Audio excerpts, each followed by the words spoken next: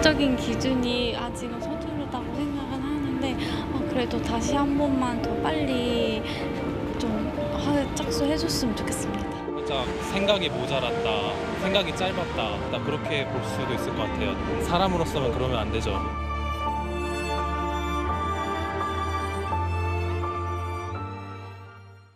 네, 지금부터는 허지연 변호사 모시고 시청역 역주행 돌진 사고 관련 이야기 살펴보겠습니다.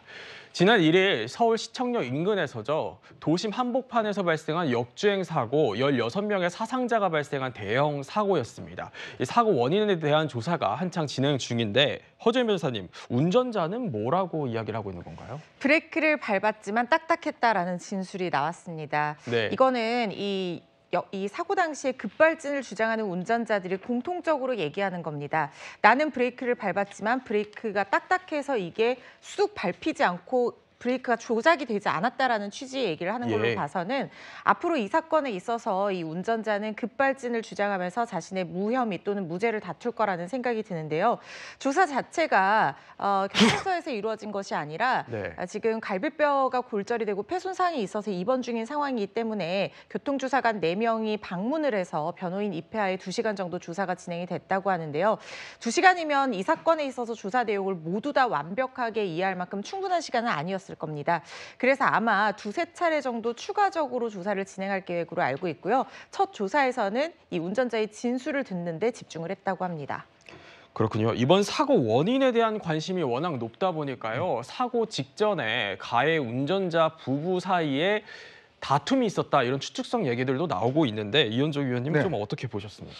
저도 이 지역을 자주 다니는 지역이기 때문에 잘 알고 있는 지역인데 사실상 좀 도저히 상식적으로 이해할 수 없는 지점들이 꽤 있습니다. 왜 갑작스럽게 주차장에 보면 지하에서 올라오는 길이 꽤 이제 경사가 있습니다. 근데 경사가 있고 또 내려와서 또 이제 우측으로 가야 되는데 근데 왜 갑자기 그렇게 속도를 많이 냈을까?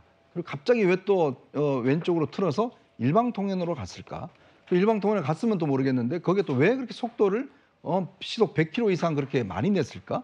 뭐 등등 여러 가지 지금 풀리지 않는 의문들이 꽤 있잖아요. 그러니까 급발진이라고 그러지만 실제로 급발진하고 또 이분이 운전의 베테랑이었단 말입니다. 지금 현재 버스 운전을 하고 계시는 40년 동안 운전하신 분이기 때문에 뭐 그 정도의 어떤 충분한 대응력은 있는 것 같은 추정이 되는데 자 그러다 보니 이제 초기에 이날 이제 아마 그 부인의 오빠의 이제 칠순 잔치가 이 호텔에서 있었던 모양입니다.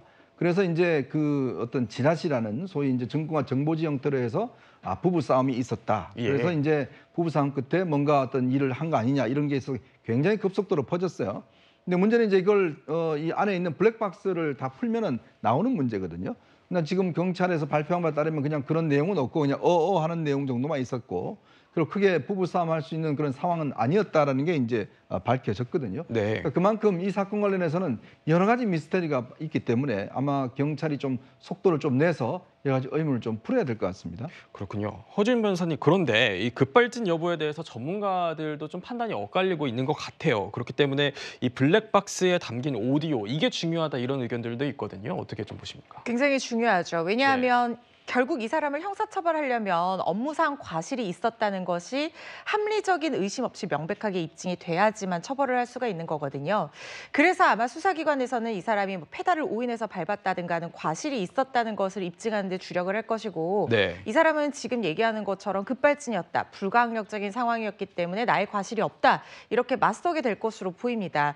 그런데 그 자동차 안에서 브레이크와 가속 페달을 착각했는지 확인하는 방법은 사실상 페달 블랙박스가 달려있지 않은 한 여러 가지 다른 증거들로 우리가 판단을 해볼 수밖에 없어요. 그중에 하나가 말씀하신 블랙박스의 내부 녹음도 될 수 있을 것이고 뭐 EDR이라든가 여러 뭐 운전 경로라든가 이런 것들을 종합해서 판단을 하게 되는데 EDR 장치 같은 경우에는 사실상 그동안의 급발진 의심 사고에서 신뢰성 있는 증거가 아니다라는 지적들이 많았습니다. 왜냐하면 이게 어쨌든 오신호가 전달이 돼서 발생하는 게 급발진 사고라고 한다면 잘못 전달된 신호 자체를 EDR이 기록한다는 그런 얘기가 있어서 그동안의 급발진 의심 사고에서 가속 페달을 밟았다는 EDR 결과가 나왔음에도 불구하고 블랙박스 내부 음성이 녹음이 됐을 때는 왜 브레이크가 안 밟히냐, 차가 이상하다, 이 차 너무 이상하게 간다, 내 말을 듣지 않는다 이런 내용들이 녹음이 돼 있다거나 아니면은 가속을 하고 있는데 뒤에 브레이크 등에 점등이 되어 있었다라거나